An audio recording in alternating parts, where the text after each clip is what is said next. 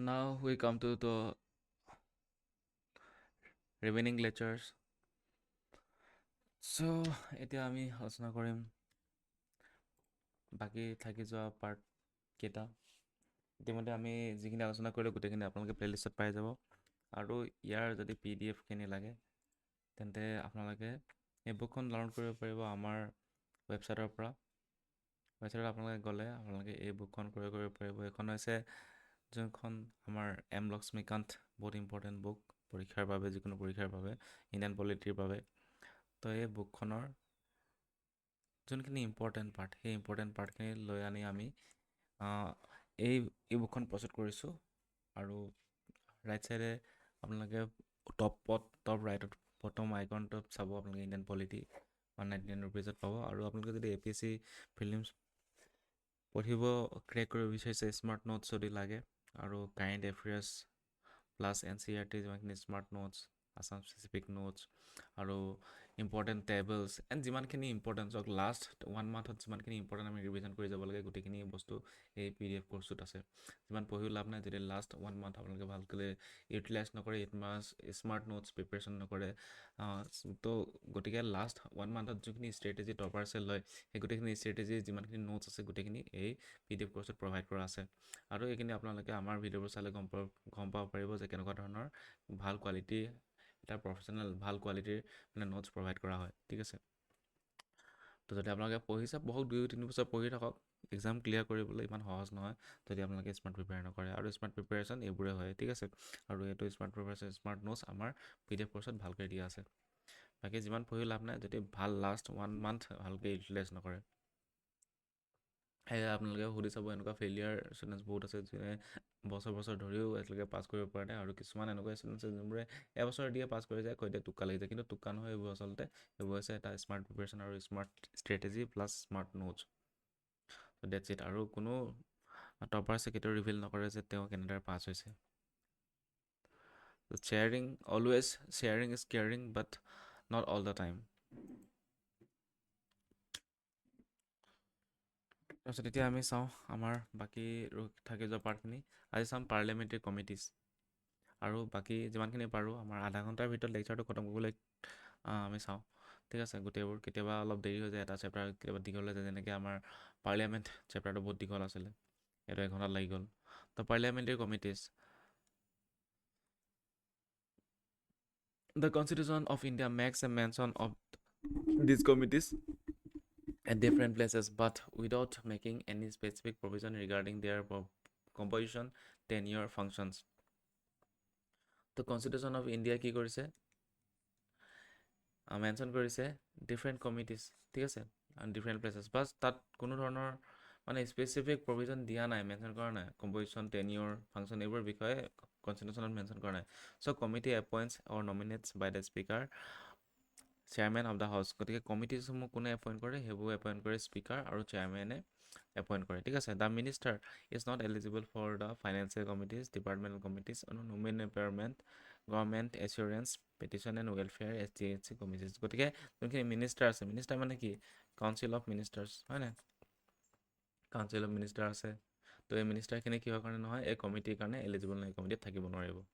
তাৰপিছত financial committee, তো different committee আছে, কমিটিৰ ভিতৰত ফাইনেন্সিয়েল কমিটি কি হয় চাই লওঁ আমি। তো ফাইনেন্সিয়েল কমিটি হৈছে 3টা আছে, ফাইনেন্সিয়েল কমিটিৰ 3টা ভাগ আছে। এটা হ'ল public account committee, estimated committee, আৰু কমিটি অন পাব্লিক আণ্ডাৰটেকিং। ঠিক আছে, তো এই ফাইনেন্সিয়েল কমিটিৰ বিষয়ে অলপ চাই লওঁ। এতিয়া ফাইনেন্সিয়েল কমিটি প্ৰথমটো হৈছে public account committee. Committee was set up first time in 1921 under the provision of the government India act 1919। গতিকে এইটো 1921ত প্ৰথম ফৰ্ম হৈছিলে গভৰ্ণমেণ্ট ইণ্ডিয়া এক্ট 1919ৰ জৰিয়তে। It consist of 22 members, 15 from Lok Sabha, 7 from Rajya Sabha. ঠিক আছে, 22টা মেম্বাৰ আছে পাব্লিক একাউণ্ট কমিটিৰ, তাৰে 15টা লোকসভা, 7টা ৰাজ্যসভা। এইটো 2007ত আহিছে, ইম্পৰ্টেণ্ট হৈ যাব। তাৰপিছত the term of the office member is 1 year, 1 yearলৈকে এই কমিটিখন থাকিব টাৰ্মটো। Since 1967, a convention has developed whereby the chairman of the committee is selected variably from the opposition. গতিকে এই ফাইনেন্সিয়েল কমিটিখনৰ যোনটো চেয়াৰমেন হ'ব, চেয়াৰমেনটো কিন্তু অপজিশ্যনৰ পৰা হ'ব, পাব্লিক একাউণ্ট কমিটি, ঠিক আছে। The function of the committee is to examine the annual audit reports of the controller and audit general of India. Keg আৰু যোনটো controller and audit general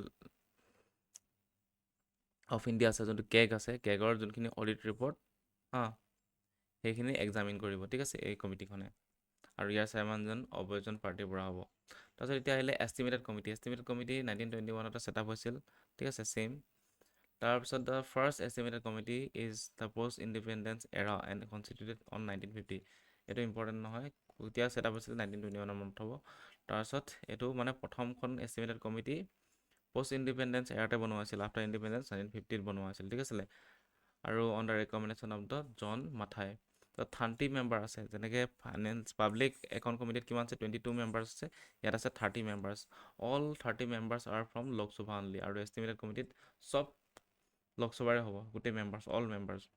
it is the largest committee on the parliament. আৰু largest committee কি হয়, estimated committee, ঠিক আছে। Parliamentary কমিটিৰ largest কমিটিখনেই হৈছে estimated committee, লিখিছে, মেনশ্যন কৰিছে। তাৰপিছত the Rajya Sabha has no' representation on his committee. Rajya Sabha কোনো ধৰণৰ ৰিপ্ৰেজেণ্টেশ্যন নাই এষ্টিমেটেড কমিটি। তাৰপিছত one term, the term of the office is 1 year। যেনেকৈ পাব্লিক একাউণ্ট কমিটি আছিলে, তেনেকৈ এই এষ্টিমেটেড কমিটিৰ টাৰ্ম 1 year। তাৰপিছত the function of the committee is to examine and estimate the includes of the budget and the suggest economies in public expenditure.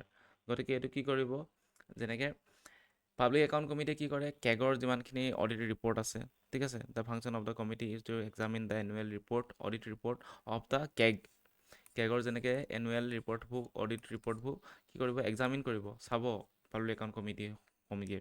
কিন্তু estimated কমিটিয়ে কি কৰিব, এষ্টিমেটেড কমিটিয়ে যোনখন বাজেট আছে, ঠিক আছে। The function of the committee is to examine the estimates, কিমান বাজেট, কিমান খৰচা হ'ব বাজেটত। আৰু ইকনমিজ, যোনবোৰ ইকনমিক আমাৰ পইচাৰ লগত লেনদেন যোনবোৰ কথাবোৰ, সেইবোৰ মানে পাব্লিক এক্সপেণ্ডিচাৰৰ ক্ষেত্ৰত সেইবোৰ মানে ডিছকাছ কৰিব, ঠিক আছে, সেইবোৰ ছাজেষ্ট কৰিব।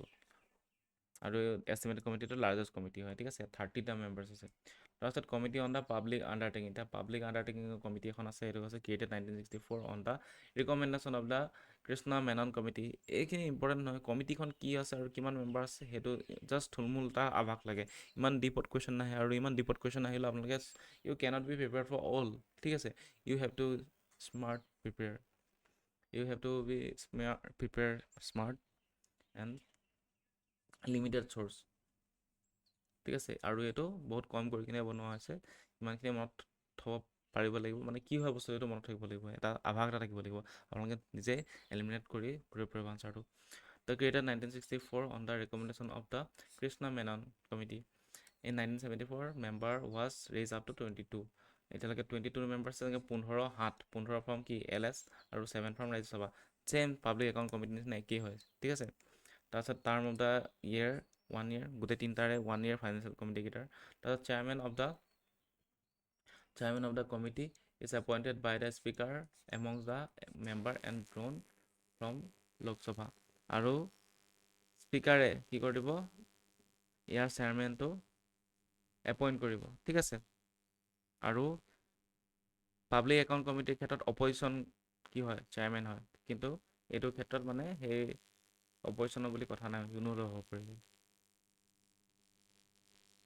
কিন্তু স্পীকাৰজন যিহেতু ৰুলিং পাৰ্টিৰে হয়, গতিকে মানে চেয়াৰমেনজনো সেই ৰুলিং পাৰ্টিৰে হোৱা চান্সেছটো বেছি থাকে, বা এনেকুৱা কোনো কথা নাই যে ৰুলিং পাৰ্টিৰে হ'ব লাগিব।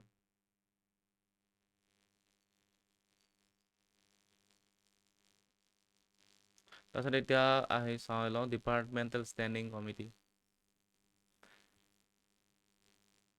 ডিপাৰ্টমেণ্টেল ষ্টেণ্ডিং কমিটিৰ পিছত আহি গ'ল কমিটিজ টু ইনকুৱায়াৰ, ঠিক আছে।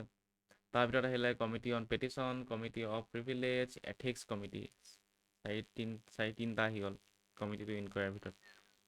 এতিয়া আৰু এটা পাৰ্ট হৈ গৈছে committee to scrutinize and control. তাৰ ভিতৰত committee on the government assurance আহিলে, committee on the subordinate and legislation, scrutinize and report of the House where the power to make to regulation sub rules by law conferred by the Constitution delegated by the parliament are being properly exercised by executives.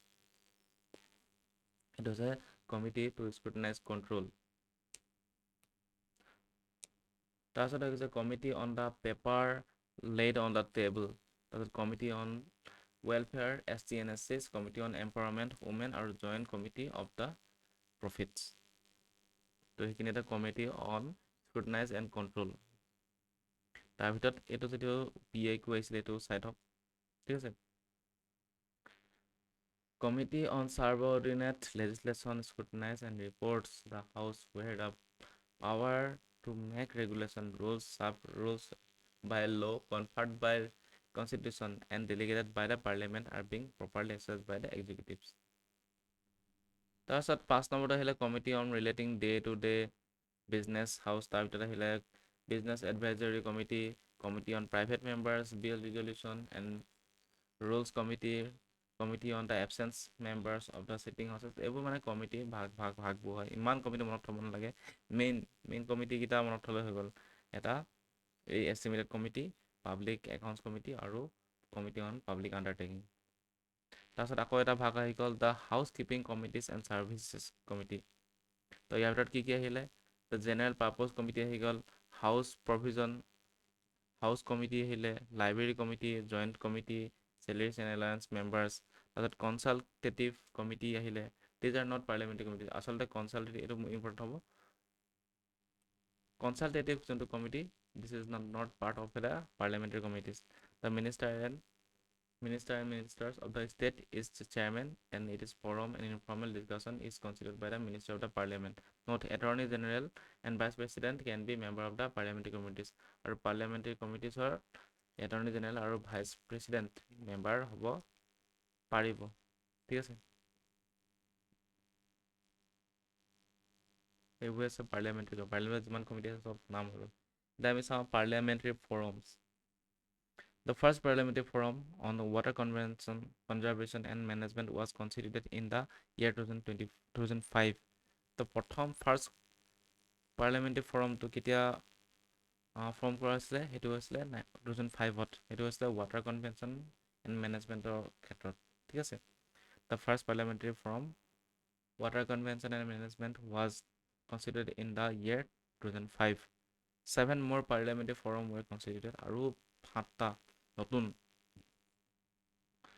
forum constitute কৰা হৈছে at present there are 8 parliamentary forum আৰু বৰ্তমান সময়ত 8টা parliamentary forum আছে not হ'ব the objectives তো মানে কি কৰে উদ্দেশ্য কি হয় to provide the platform to the members to have interaction with the ministers concerned experts and key officials from the nodal ministries to sensitize the members about the key areas concerned about the grounds of the level situation and equipped with the largest information তো এইটোৱে এখন platform provide কৰে মেম্বাৰসকলক to interaction with the ministers বাছ মনত হ'ব তাৰপিছত composition of the ফৰমটো কম্পজিশ্যন কি হ'ব the speaker of the Lok Sabha is a ex officio president আৰু এক্স অফিচিয়েল প্ৰেচিডেণ্ট কোন হ'ব স্পীকাৰ এজন হ'ব তাৰপিছত হৈ গ'ল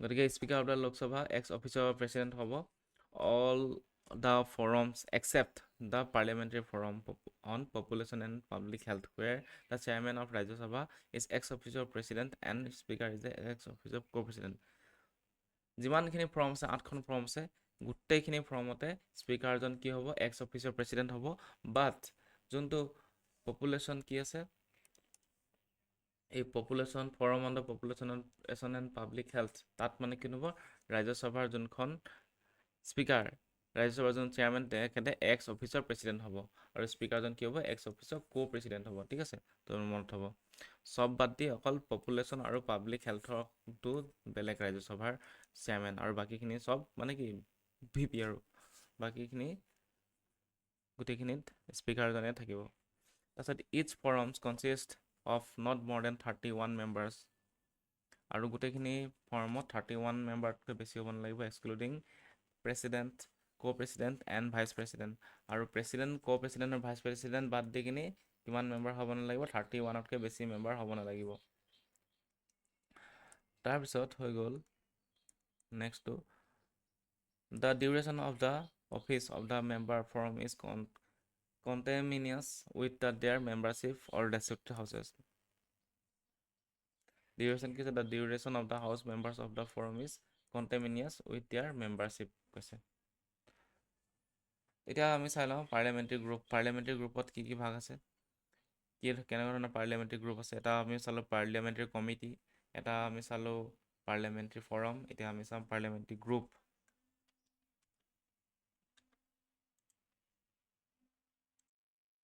তো পাৰ্লিয়ামেণ্টাৰী গ্ৰুপ কেলৈ লাগে? প্ৰথমটো হৈছে পাৰ্লিয়ামেণ্টাৰী গ্ৰুপৰ to promote the parliamentary relation, parliamentary যোনবোৰ ৰিলেশ্যন আছে সেইবোৰ চাবলৈ লাগে। The IPG that act both as the national group of the Inter-Parliamentary Union and also the India branch of the Commonwealth Parliamentary Association. The IPG, it is an autonomous body. It is formed in 1949. ঠিক আছে। তাৰপিছত the Speaker of the Lok Sabha is a ex-officio president of the group. তাৰপিছত Deputy Speaker of the Lok Sabha and the Deputy Chairman of the Rajya Sabha are ex-officio vice president of the group, parliamentary grouper.